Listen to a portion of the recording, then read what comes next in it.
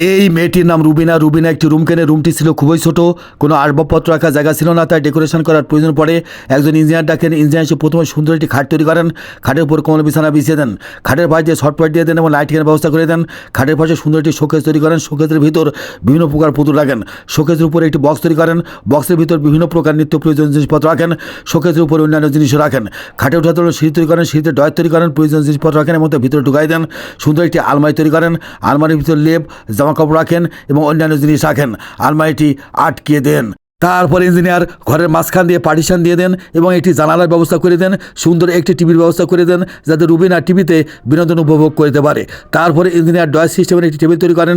টেবিলের উপর আয়না রাখেন।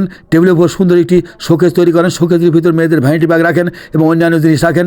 শোকেসটি গ্লাস দিয়ে আটকে দেন। নিচে একটি বক্স তৈরি করেন। বক্সের ভিতর প্রসাধন সামগ্রী রাখেন।